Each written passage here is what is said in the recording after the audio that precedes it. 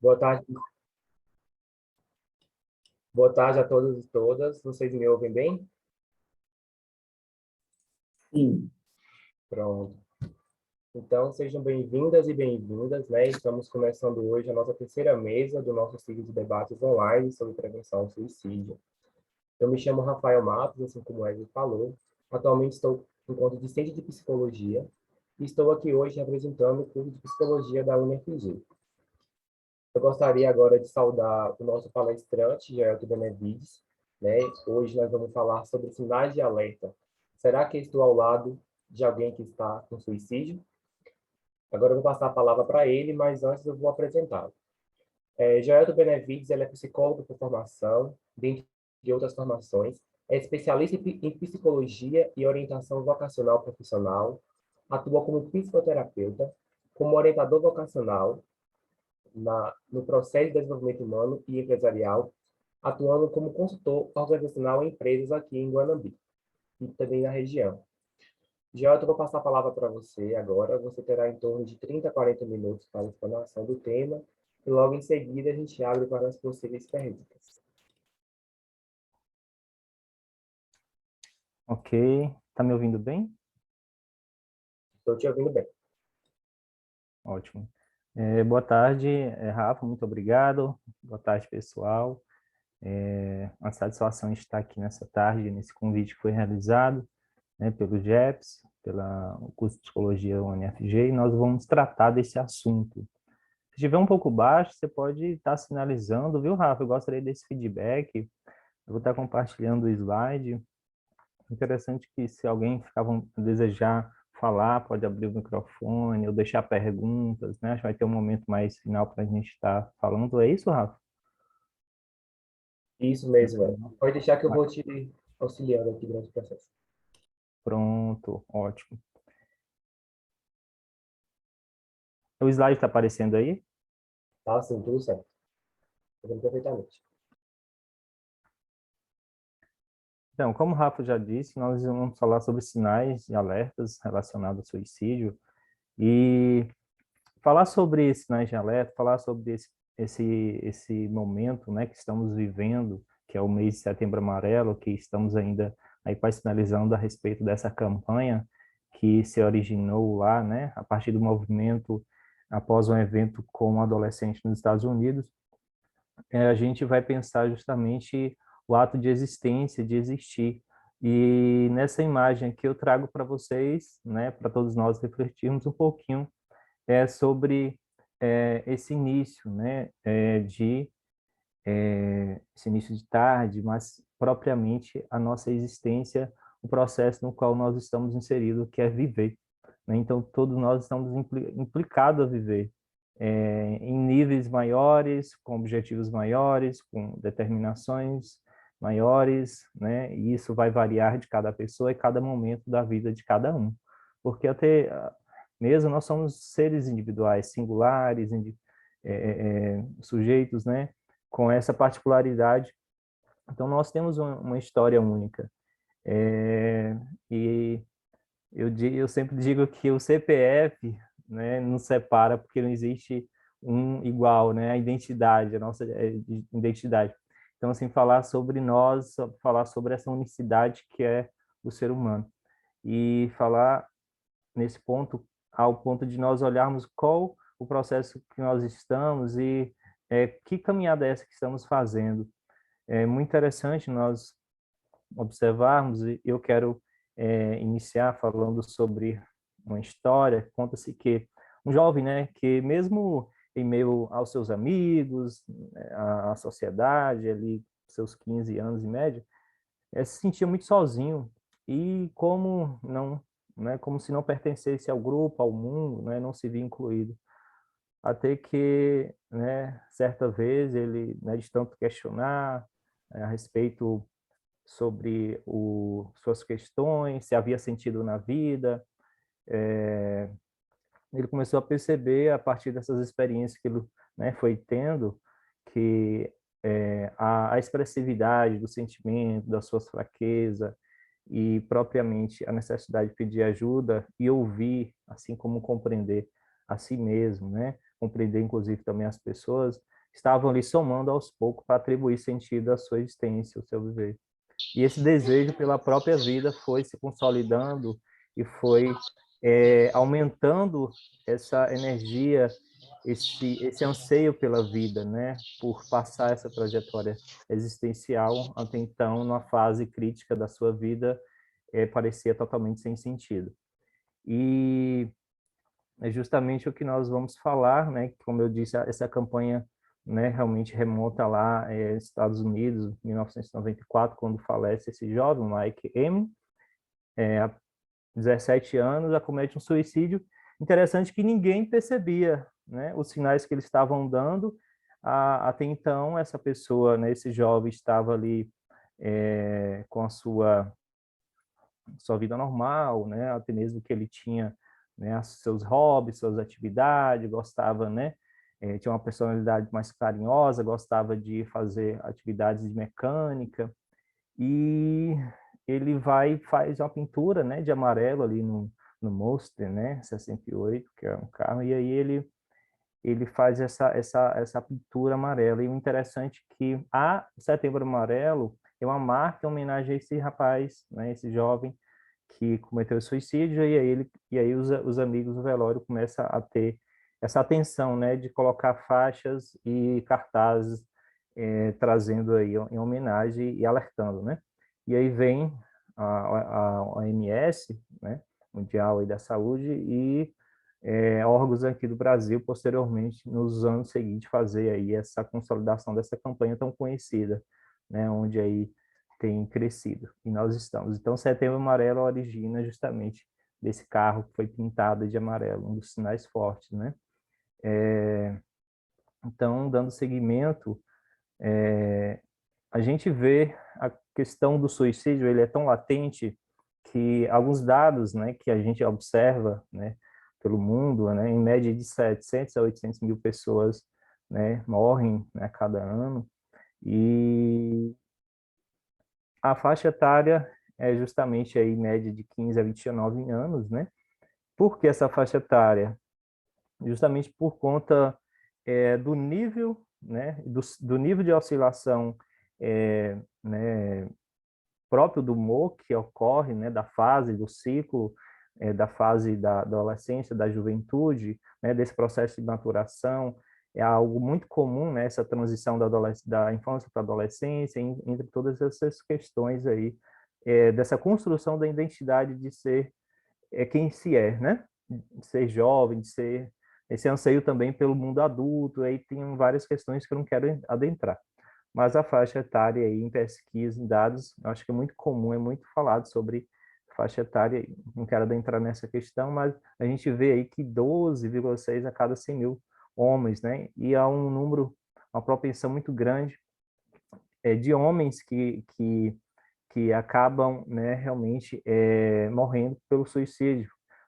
Por um lado, as mulheres cometem mais, mas o homem efetiva, né, pela impulsividade, as mulheres acabam sendo mais comedidas, apesar que elas, nas suas tentativas, nos pensamentos, na ideação, né, buscam realmente fazer essas tomadas de decisões aí, né, de acometer contra a própria vida, mas não chega a efetivar o ato.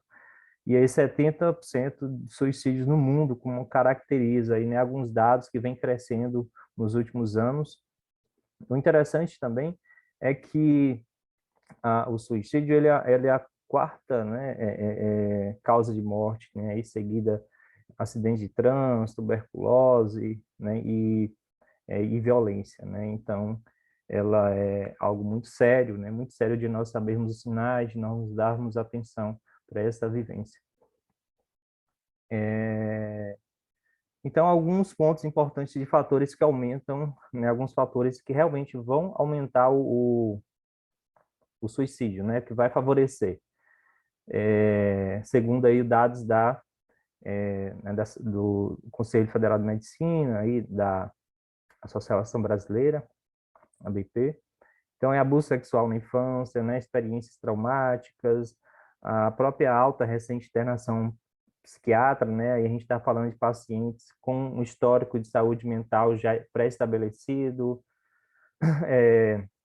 doenças e incapacitantes, né, justamente da pessoa ter a sua própria subsistência, precisar ficar dependendo e às vezes precisa se envolver em um processo de isolamento, né, de total dependência. Essa impulsividade e agressividade a gente vai ver muito tanto nos quadros patológicos, né, de uma pré-condição clínica patológica, quanto também um pouco comum dessa fase efervescência, de muita agitação da adolescência em si, né, dessa fase aí que estamos aí no número entre os 15, 16, 17 anos, nesse período aí. Então, o que acontece é que justamente é um fator bem expressivo, né, de identificação que a maneira como esses comportamentos estão sendo expressos realmente evidencia aí é, a questão aí justamente do suicídio. Então, outro fator muito importante que pode aumentar o risco ao suicídio é o próprio isolamento social, né? Suicídio histórico na família, tentativa prévia, né? A pessoa ela já tem ali pensamentos, ideação, tem alguns pensamentos de, de morte, alguns sinais que elas vão estar dando, a gente vai falar um pouquinho desses sinais já já, mas a grande questão é justamente, há um histórico por trás disso, é sempre importante, né? É estar observando que quando a pessoa tem um histórico, isso é um fator, e doenças mentais. Outro dado importante é quando a gente fala aí desse número de 15 a 29 anos, nessa faixa etária aí, entrando já para meia idade, é que na terceira idade, por volta de 68 anos, né, alguns estudos, né, índices têm mostrado aí algumas tentativas de suicídio nessas pessoas, até mesmo por conta do sentimento de solidão, incapacidade, falta de perspectiva de futuro, afastamento familiar. Então, todos esses fatores que culminam para a pessoa justamente pensar que não faz sentido a existência dela, que ela não serve, não é mais produtiva, né? Então, assim, quando a gente observa isso, né, abre esse leque, esse olhar, essa visão mais amplificada dessa faixa etária, do mundo que a gente habita, a gente percebe que é um fator muito preponderante, né, de alerta, de observação, de como é que essa pessoa, esse idoso, tem experimentado aí a relação familiar, se colocado no mundo, né? Então, um ponto muito atento nesse sentido.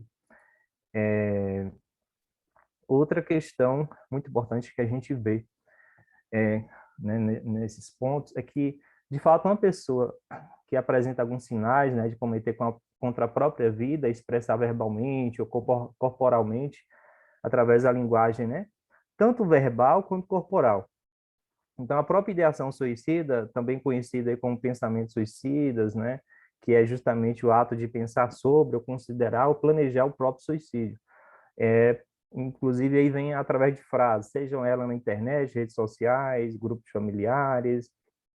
Por vezes, essa pessoa, né, a pessoa em si que costumeiramente está pensando em tirar a própria vida, ela acaba demonstrando aí também um ar de tristeza mais frequente, a oscilação do humor seguida aí por várias semanas, associados tanto à personalidade da pessoa, quanto algum transtorno mental, como depressão, que é um dos pontos ponderantes e de maior índice relacionado à depressão ou ao suicídio. E quando a gente percebe o fator personalidade, a gente vê aí tanto vários autores como Jung e tantos outros falando sobre tipos de personalidade. É interessante quando a gente observa que aquela pessoa que é muito extrovertida, né? Então, assim, Jung traz muito duas classificações de pessoas, aquelas que são extrovertidas e aquelas que são introvertidas. E aí ele vai ramificando um padrão de comportamento em cada uma. Mas colocando essas duas classes geral, essas pessoas mais extrovertidas que dá mais sinais, né, na fala, que conseguem disfarçar melhor, né? Elas falam, mas elas disfarçam melhor, né? Aquela pessoa que está tudo bem, ela mostra o sorriso, de repente ela não está bem, mas ela está, né, sempre forçando estar bem, né? Aquela pessoa que né, disfarça muitas das vezes os sintomas, os sinais, né? E aí é uma pessoa também que ela gosta de comunicar, porque é próprio da personalidade que essas pessoas são mais comunicativas, né? E aí ela passa um ar que realmente, né, a pessoa não teria coragem de cometer suicídio, né? Então a família não vai, é uma pessoa carismática em si. E aquela pessoa mais fechada, mais introvertida, que é próprio da personalidade, não é depressiva e nem nada do tipo, é algo, né, é próprio da pessoa em si, ela acaba sendo mais reservada, às vezes, né, tem uma sensação ali que, aos olhos das pessoas, que ela está meio deprimida ou apresenta depressão, aí acaba sendo um rótulo muito comum e muita gente associa a tristeza, né, ou a personalidade com um estado mental adoecido. E a grande verdade é que não é isso. No entanto, o que chama atenção nesses dois, né, tipos de personalidades propriamente opostos? É que essas pessoas recebem mais atenção. Então, assim, qualquer sinal que elas dão, né, tanto elas realmente acaba refletindo muito, que é uma pessoa muito introspectiva, ela reflete muito, rumina muito, e essa pessoa ela aparece desse ar, então as pessoas acabam chamando mais atenção, né? Quando a gente olha para o outro lado, a gente acaba negligenciando as pessoas ao redor porque ela força estar bem, né?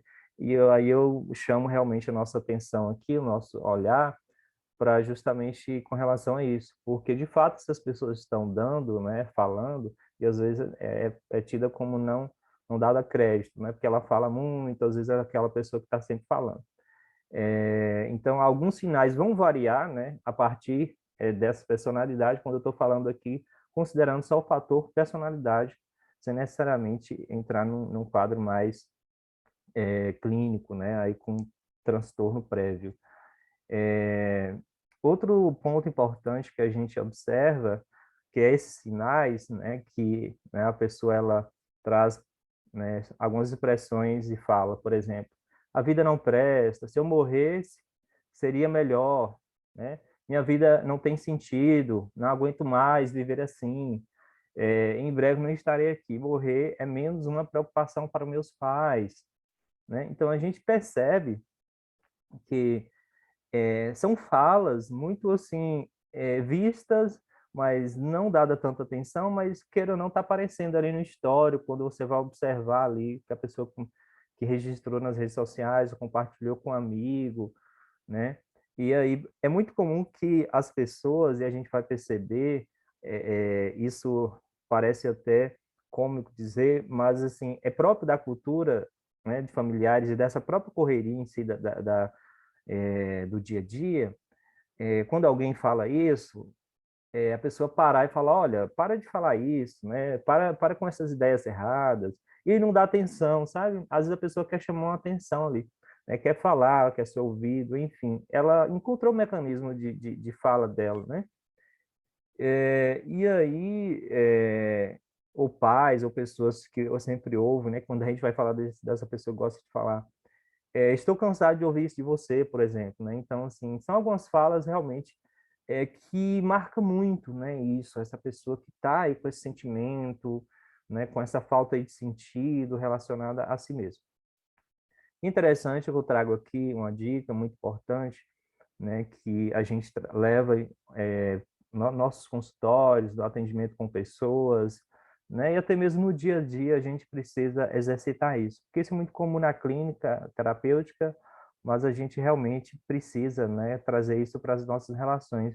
Que ao invés de falar desse modo, né, acho que passa aí de um treinamento passivo, de um treinamento para pais e educadores, enfim, é justamente dar essa atenção, né? Vejo que realmente você não está se sentindo bem, talvez precise de ajuda, né? Em que posso te contribuir? Deseja falar sobre isso? Então, são algumas palavras, frases, colocações importantíssimas que o Setembro Amarelo tem esse propósito, né? Então, assim, de despertar em nós, né? Gerar em nós isso, para que a gente realmente dê essa atenção. Acho que é uma coisa assim, porque realmente a gente dê essa atenção a esses sinais, porque é muito comum dessas nossas relações muito distanciadas, e aí essas frases, esses sinais de alertas, né, que estão acontecendo nas frases, nas expressões de troca de roupa repentina, de repente a pessoa está muito mal e ela está bem, de repente ela está muito bem. Será se ela já não está acomodando, por exemplo, aceitando a condição dela, que ela precisa tirar a própria existência, né? Então, são casos aí que a gente vê que existe, né? São pontos de observação dentro da fala, que é histórico, sinais de histórico de pessoas que realmente se comportaram dessa natureza.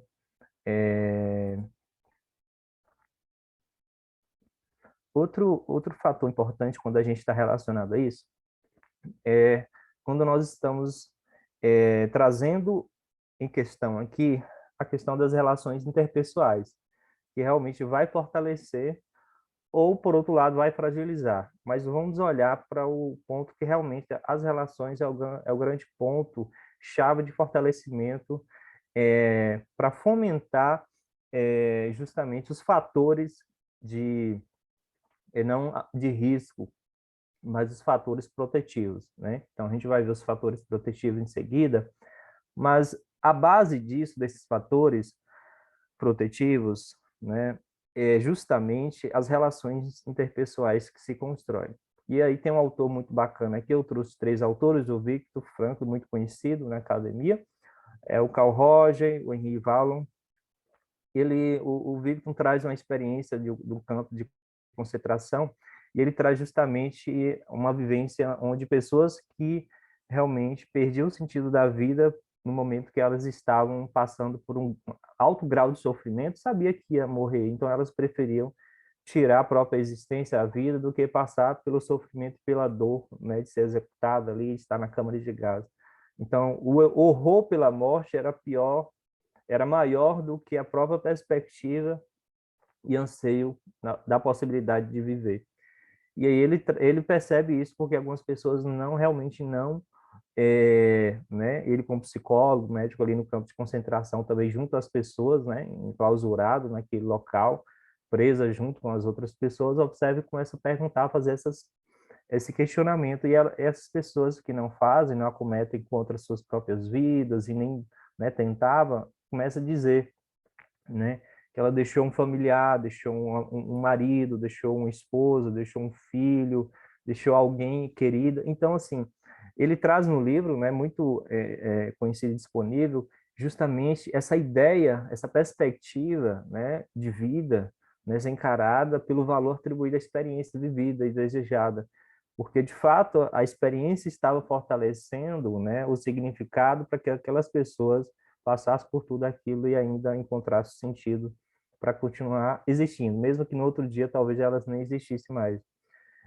Mas assim, é só um spoiler do livro em si, né? Da ideia que ele traz sobre Em Busca de Sentido da Vida.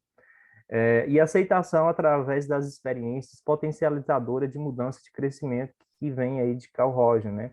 Então, assim, é nessas relações que se constrói que o indivíduo vai começar, enquanto filhos e pais, educadores, crianças e educadores, relações institucionais, colaboradores e líderes e empregadores, vão construir essas relações para além do processo propriamente necessário, né, de troca, de produção, digamos assim, que é justamente essa vivência prática do dia a dia. E é o significado que essas relações têm e qual é o significado e o valor de si mesmo nisso tudo. E aí Roger traz a questão da experiência, né, desse eu que realmente vai se fortalecendo e construindo. E sem falar de Valon, né, que ele traz aí que a afetividade, de fato, marca isso. Então, assim, a troca de afetos que se estabelece, no momento que a pessoa ela dá afeto e recebe, principalmente quando criança, isso não é diferente da vida adulta, porque é muito comum a reciprocidade, a construção de relações, né, que recíprocas e necessárias, justamente a partir dessa afetividade, dessas relações e laços sociais afetivos, que se fortalece essa identidade, esse valor do eu, do self, né? Então, aí apropriarmos cada vez mais sobre a pessoa que somos nas relações que estabelecemos com o outro, né? E recebermos afeto ao passo que também oferecemos, porque é uma mão de via dupla. Então, quando a gente pensa justamente nesses autores, pensa justamente nessas experiências, nos afetos, a gente vai estar olhando justamente para os fatores protetivos com relação ao suicídio, os fatores que a gente está falando de prevenção. Desculpa se eu estou tomando água.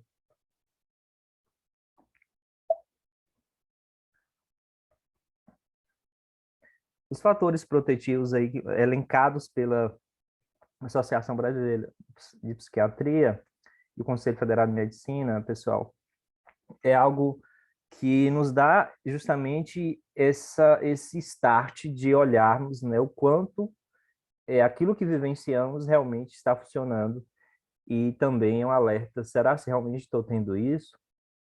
Quanto pai, né, enquanto educador, quanto pais e nas relações com filhos. Então, assim, ausência de saúde mental, né? Deixa eu só colocar aqui, fica melhor assim. Ausência de saúde mental, né, quando a pessoa realmente não tem um adoecimento mental, o índice dela se suicidar, né, é bem baixo. Ela pode até pensar, né, cogitar, ter pensamentos, sentimentos, mas o ato em si ele é menos provável que aconteça. A autoestima elevada, né, o bom suporte familiar, essa estrutura, a capacidade de adaptação positiva que se constrói a partir dos ciclos e fases transicionais que ocorrem na nossa vida, né, nesse processo evolutivo né, da infância e até a velhice. A, a própria capacidade de resolução de problemas que se constrói justamente a partir dessa experiência, e essa capacidade, né, outro ponto que está empregado, né, pessoas que justamente estão aí ocupadas, sendo funcionais, a realização de pré-natal, a gente estava falando aí justamente né, de bebês que foram cuidados, e da própria mãe também, né? Enfim, laços sociais bem estabelecidos com amigos e familiares são pontos aí que são um fator de proteção. Relação terapêutica positiva, quando justamente se constrói aí, né, uma relação com o terapeuta, essa pessoa busca por atendimento, busca por ajuda. Isso é um ponto muito importante e relevante que realmente resguarda ela, né, desse processo. A frequência em atividades físicas e atividades religiosas, né, essas relações com o grupo. Ter sentido existencial, quando a gente traz aí o Victor, esse sentido existencial construído a partir de todas essas experiências que a pessoa ela tem um único, né, o sentido da vida dela é único. Então, assim, enquanto ser humano único, cada um tem o seu sentido, atribui a algo, né? Então, ter crianças em casa que é justamente ter esse movimento. E a gente vai, né, continuar falando que para aumentar esses fatores protetivos, né, e para aumentar, a ideia é falar melhor, né? Falar é a melhor solução.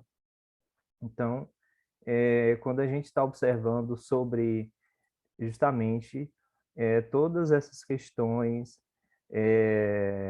com relação à vivência né, da pessoa, dessa dinamicidade de pessoas que estão com ideação suicida, relações fragilizadas, quando há essa diminuição de toda essa lista de fatores aqui, né, protetivos, que ao invés de ser proteção, está sendo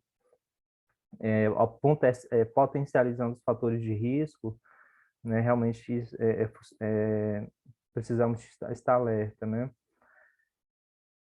Então, a gente percebe que há fases críticas, né, nos ciclos de nossas vidas, em especial na juventude, como bem é colocado, e juntando, né, com o tão acelerado mundo tecnológico virtual que a gente vai observar, né?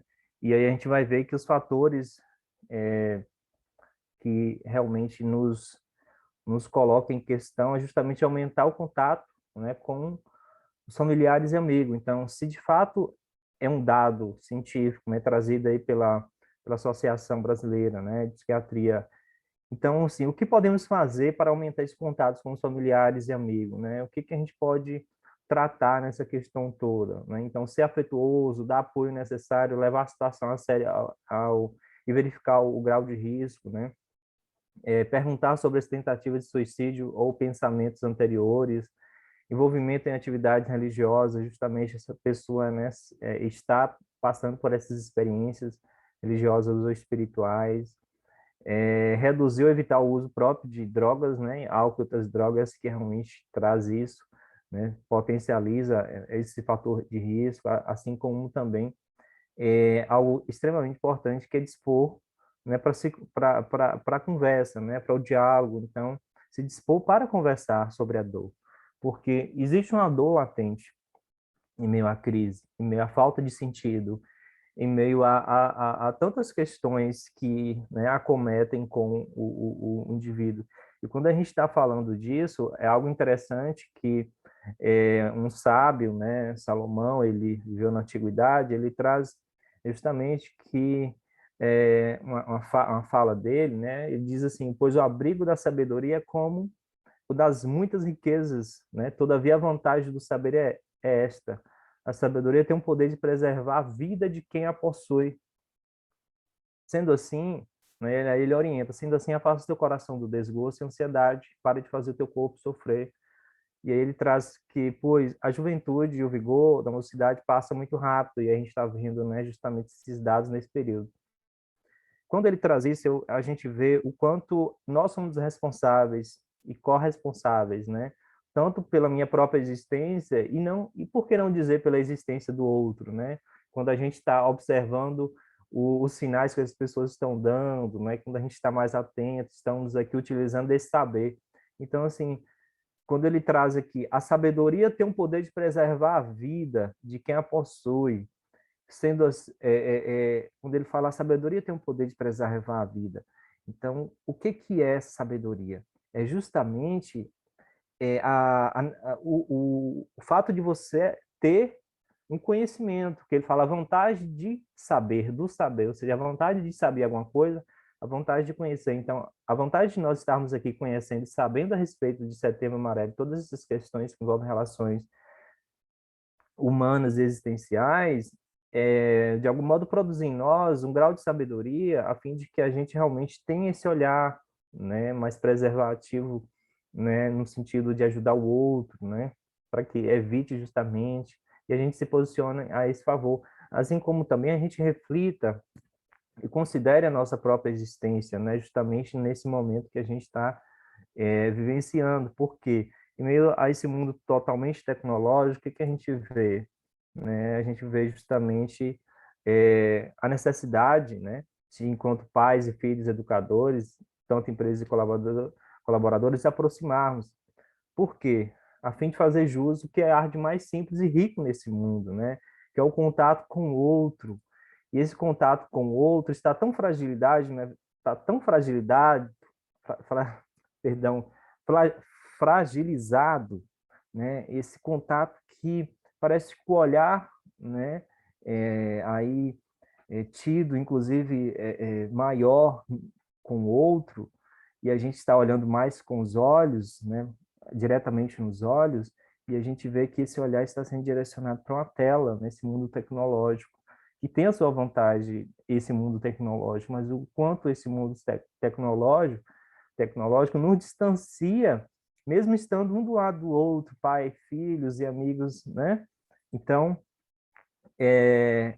esse afeto, né, do olhar, mesmo no uso de tanta máscara, e permitirmos sentir as nossas emoções assim como o do outro, a fim de darmos voz aos sentimentos reprimidos, né? Porque de fato estamos realmente escondendo, né? Acumulando muitas emoções, aí muitos sentimentos não externados, né? Pela falta justamente de diálogo, seja na família, seja na escola, seja no trabalho. Olha, eu acredito muito que esses lugares, né? Esses lugares que eu acabei de citar, esses ambientes, instituições, têm um potencial enorme de transformação no qual, de fato, venha valorizar o humano, né? O humano que está por trás dos processos, das tarefas e das obrigações, né? Ou seja, o humano que, em sua carga genética, apresenta grande potencial de resiliência, justamente na ressignificação da própria existência a partir de suas experiências, né? Então, esse humano que a gente está falando, e quando a gente está falando desse humano, a gente está falando do que é ser forte, pois ser forte não é suportar tudo, né? E ser forte é ser sábio, é conseguir enxergar os limites de sua entrega, do quanto você está entregando, né, de energia, se dando, se sacrificando. E o se sentir fraco, por outro lado, de fato não é sinônimo de incompetência e menos-valia, mas é o sinal de que as suas aspirações, né, as minhas aspirações e anseios podem estar altos, necessitando de homeostase, né, um respirar mais reflexivo, a fim de que o equilíbrio, né, possa possibilitar aí a continuidade do próprio propósito que está construído e também está em construção. E aí a gente, né, fecha aqui que com a frase, né, de autoria própria, se lhe parece difícil derrubar os muros da falta de sentido e de reconhecer enquanto um ser humano, né, enquanto ser tão único quanto a vida, conecte-se a pessoas. Elas existem e estão abertas para ser importantes pontes na tua travessia, para o encontro com tantas possibilidades antes não enxergadas por você. Sua história precisa apenas de uma vírgula para seguir. Você não está sozinho, você tem valor. Obrigado. Já eu tô, como sempre, muito tranquilo para explanar o conteúdo para a gente, né? Oi? Agora, eu falei assim, você, como sempre, muito tranquilo para explanar esse conteúdo para a gente. Agora, E pessoal, ficou a gente vai claro, para as perguntas. Ficou, Rafa? sim, Que excelente. bom, Agora, a que gente bom, vai ficou claro. para as perguntas. Quem se tiver vontade pode mandar no chat ou então pode ativar o microfone.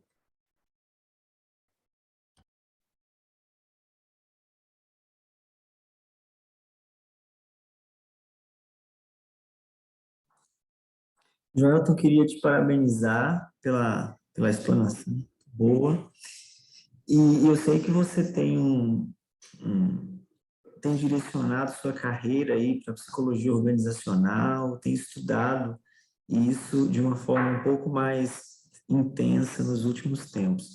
Eu queria que você comentasse com a gente um pouquinho sobre essa interconexão, né, entre ideação suicida, síndrome de Burnout, o mundo do trabalho, na sua percepção, o quanto esse ambiente de trabalho que se torna hostil pode contribuir para o agravamento de sintomas que podem ter a ideação suicida como um de seus desdobramentos.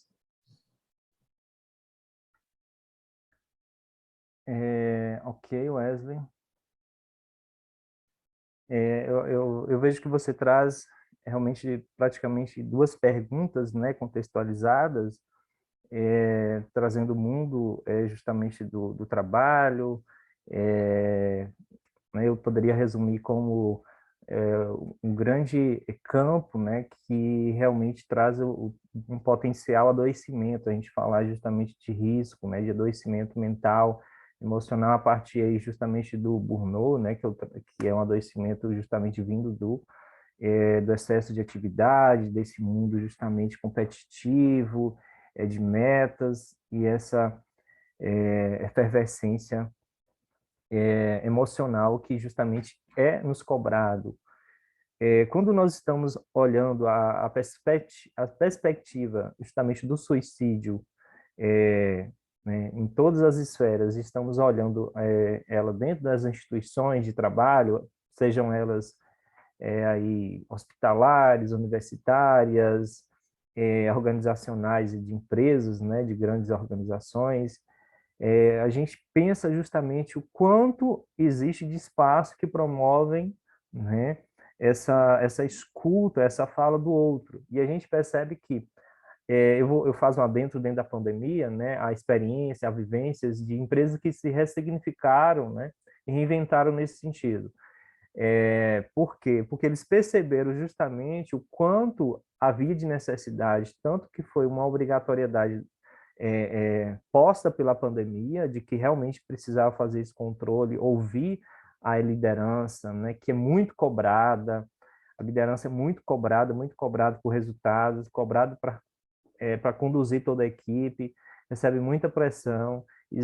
Vejo casos de não apenas o burnout em si, doenças mentais, mas o próprio acometimento da doença física, de caso específico aqui na nossa região, de pessoas que, inclusive da meia idade, que ela teve um AVC E você vai olhar o histórico profissional dela, de estresse altíssimo, né? De trabalho, 60 horas, e muito trabalho, e muita pressão da diretoria, muito trabalho, muita pressão. Você vê uma pessoa que tem uma trajetória, uma carreira, uma construção, mas boa parte da construção da carreira dela, nesse caso específico, é justamente passou em processos de níveis intensos de alto grau de estresse. E essa pessoa, ela, em uma dada empresa, já diferente, em um local aqui na região, ela tem um infarto, né?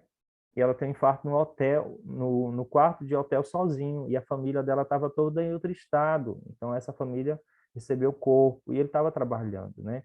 Então, assim, e aí você, foi um caso próximo, né? Assim, que fui investigar, né, melhor, perguntar, averiguar. Então, quando a pandemia, justamente, isso foi antes da pandemia, quando a pandemia traz e vem, então as empresas precisam se reorganizar, precisam dessa atenção. Então, eu vejo assim, que a pandemia, ela trouxe esse start, porque ela coloca as pessoas em um ambiente diferente, vivendo cobranças intensas, algo que já existia, né? Ou seja, as condições de saúde do trabalhador, né? Todos os fatores ligados, fatores psicossociais do trabalho, né? Que ligados ao adoecimento em si. Eu vejo assim, Wesley, para fechar a pergunta, que muitas empresas têm aí posicionado pessoas dentro de organizações com estratégia justamente de construir programas a fim de que possa melhorar e reorganizar sua estrutura, seus processos e dar voz a essas pessoas aí, justamente para minimizar esses efeitos do mundo do trabalho, que é um efeito justamente adoecedor, né? Em muitos casos, a maioria de empresas grandes, realmente é adoecedor, justamente pela própria condição do trabalho em si. Por outro lado, a gente vê a predisposição, né? Numa empresa que eu presto serviço, tem um rapaz que ele entrou nessa empresa com a pré-condição depressiva, né? Então, assim, eu precisei manejar a situação a fim de que ele pudesse, né, não atingir resultados para a empresa, não fosse desligada pelo motivo de estar, né, já tem entrado já com índice de depressão e não estava apresentando resultados, e a diretoria meio que queria, né, tirar. E aí é um trabalho que a gente faz, né, justamente de acompanhamento, de reflexão com a diretoria e criando esse ambiente de oportunidade para essa pessoa se desenvolver, a fim de que também ela lide com sua limitação e pré-condição clínica. Mas isso não é muito observado por muitas empresas, né? Então, isso passa à vista. Então, fechando a pergunta, não sei se eu consegui te responder, eu contextualizei um pouco, mas, assim, de um modo geral, muitas empresas, a pandemia fez com que esse olhar fosse mais direcionado, fosse justamente mais atento, né? Então, programas foram construídos, profissionais foram realmente absorvidos para cargos de liderança e direcionamento na área de saúde, dentro da empresa, diretores, e justamente para fazer esse olhar, porque a empresa já tinha seu próprio programa, né? Por exemplo, só para fechar, quando a gente fala dessa parte de processos ligado a RH, organizacional, um quadro de funcionário que passa por uma avaliação de desempenho, que ele tem uma nota baixa, ele é demitido, né? Ou seja, imagina só, a pessoa que trabalhou tanto, se deu, só que assim, na avaliação do líder, que é um programa de avaliação de competência, ele teve uma nota baixa, e aí a política da empresa não atingiu aquela nota, é demitida. Imagina o quanto essa pessoa ela sai frustrada, isso pode interromper o processo dela de trabalho, enfim. Então, assim, algumas empresas são muito rígidas nesse sentido, né? Então, assim, refletindo um pouco o quanto isso potencializa, né, a pessoa justamente... São questões que a gente dá para debater em outro momento, mas, de fato, eu vejo que, assim, apesar que há esse olhar, há essa mudança, algumas políticas ainda continuam sendo efetivadas, né, e operantes no sentido da manutenção e práticas trabalhistas, o que, por vezes, a maneira como a pessoa e as habilidades que ela tem para lidar com aquilo, né, realmente estão susceptíveis ao próprio adoecimento. Perfeito, perfeito, Joelton. Só para complementar, né? A gente tem um público, como eu falei, um público heterogêneo aqui. A gente tem tanto funcionários da instituição, né, funcionários da UniFG, quanto alunos. E esse espaço aqui, por si só, não é? Abrir um espaço no meio do expediente, no meio não, no final do expediente, para Sim, discutir sobre práticas de prevenção ao suicídio, já é por si só um sinalizador de que a instituição se preocupa com esse tipo de tema em relação aos seus colaboradores. E fica aí o gostinho dos nossos alunos que se interessam por organizacional e que, de repente, querem ir por esse lado também. Mas perfeita a sua explicação, muito obrigado. Volto para o Rafa. Joel, eu também tenho uma pergunta, na verdade. sim, Como é sabido, assim, com a pandemia do Covid-19, a gente teve um agravamento na crise econômica do Brasil, né? E, consequência disso, nós tivemos vários desempregos. Alguns especialistas, eles nos alertam para as consequências desse desemprego na saúde mental do sujeito, na saúde mental dos indivíduos. Eu gostaria de saber, a partir da sua vivência dentro dessa psicologia organizacional, como você percebe isso aqui na nossa região? Como você percebe esses fatores? Como está acontecendo aqui? o Rafa, desculpa, acho que teve uma falha. Você poderia repetir a parte mais final?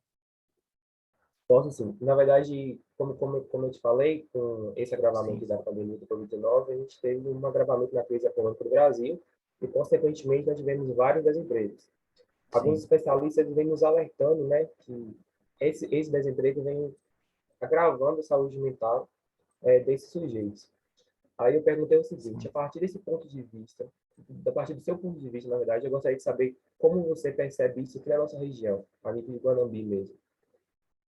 Ah, tá. Então, tentando te responder, eu penso que a gente precisa de dados, né, para ter essa resposta, mas, assim, no sentido da nossa região, como eu acabei de dizer, eu acho que anteriormente na pergunta de Wesley, dá para fazer uma ponte, no sentido de que o momento que a empresa, né, realmente promove espaços como esse, de acompanhamento, dando voz à equipe, né, abrindo espaço no expediente, fazendo treinamento, cursos relacionados às questões emocionais, né, e realmente trazendo esse ponto onde o humano ele, né, precisa ser evidenciado, né, não apenas os processos de cobranças que de fato faz parte, né, do trabalho em si. Eu acho que a empresa ela já tem um grande avanço, né? Então assim já tem um olhar diferenciado que ela recebe dos próprios colaboradores, inclusive da sociedade. Algumas empresas de fato em Guanabara aqui têm feito isso, têm se preocupado. Eu tenho poucas experiências com vistas nesse sentido, né? Não tenho tantos contatos assim com empresas nesse sentido, mas eu posso dizer para você que é uma tendência de abertura para profissionais que justamente possam oferecer esse serviço e trazer um processo educativo para justamente pequenas empresas, pequenas empresas aqui na nossa região, e a gente realmente precisa, né, fortalecendo o convite que o Wesley fez, né, aí adentrando justamente vocês que realmente, né, da área da psicologia, nós, para levar esse trabalho. Então, assim, é carente ainda, né? Muitas empresas não funcionam, não fazem empresas grandes, algumas empresas médias, grandes, a não ser que elas tenham um programa já, mas, assim, é uma necessidade muito grande, espaços que a gente precisa conquistar. Às vezes eles não sabem. Um ponto muito importante que eu gostaria, para finalizar minha fala, Rafa, existe o ponto que você observa que há uma demanda no trabalho e o ponto onde o empregador, o empresário, ele não enxerga essa demanda. Você como especialista do tema, das questões, por que ele não enxerga? Não é porque ele não quer por vezes, é porque ele está tão envolvido no processo, com as contas, com venda e tanta coisa, que às vezes ele nem para pensar nisso, e às vezes vai andando anos, 5, 10 anos, ele está com a empresa aí boa, estruturada, enfim, né? E às vezes essa parte acabou ficando deficiente. E aí entra realmente o profissional para, né, direcionar, ir atrás, falar, porque às vezes eles não vêm atrás de procurar justamente por esse serviço. Ou acontece alguma situação muito drástica, seja de adoecimento no trabalho, alguém, ou os próprios funcionários que justamente faz pressão para isso, né? E aí se move. Mas existe vários multifatores aí que vão estar corroborando para isso, né? Mas, de fato, quando a empresa propicia isso, um espaço como esse aqui à tarde, né? Que a gente está mesclando aí colaboradores. Eu presto serviço para outras empresas, para empresas, e as empresas justamente, né? Eu presto serviço como curso de inteligência emocional, e a gente faz espaço, né? Amanhã já tem outra palestra para falar justamente com a equipe sobre isso, sobre essa temática, sobre essa importância dentro da empresa em si. Mas é um terreno que a gente precisa galgar, né? Explorar. Exatamente, e você já deixa até uma deixa, né, para possíveis pesquisas, como você falou que é carente ali de dados, já é uma deixa para a gente estar pesquisando mais sobre a temática na nossa região. Joel, eu acho que como não temos mais perguntas, eu acho que eu vou passar a palavra para você fazer as suas considerações finais, tá? Ok. Só quero agradecer primeiramente, agradecer Wesley, né, aqui na pessoa de Wesley, apresentando a UniFG e esses colaboradores, né, que faz parte dessa instituição, e os estudantes também. Então, esse momento aqui é um momento muito precioso para mim, e, né, de poder externar isso para vocês, porque é justamente produzir sentido. E eu gostaria de fazer uma pergunta, né? Vocês podem abrir o áudio ou, né, colocar na caixa de texto. Eu acho que a gente só para fechar mesmo. Se fez sentido tudo isso daqui e se trouxe algum significado para você, né, que é estudante, que é trabalhador aí, né, da instituição. Então, assim, coloca-se sim, né, se você também não coloca, se não quiser, mas a pergunta é justamente essa, né, a pergunta que eu preciso saber se realmente fez sentido esse momento aqui para todos vocês, né, se produziu sentido, né, se acrescentou na vida de vocês algo, né, a temática, o que foi explanado, o que foi, né, tratado aqui, né, em toda a fala, em todo esse tempo que nós experimentamos aqui, tá? Aí vocês podem colocar aí. E minha eterna gratidão a todos vocês. Então, desejo que mais espaços sejam criados, né, para os colaboradores e de aprendizado, com certeza, para os estudantes aí, tá? Então, é isso. Estou aí à disposição para novos momentos e a gente encerra nesse momento aqui.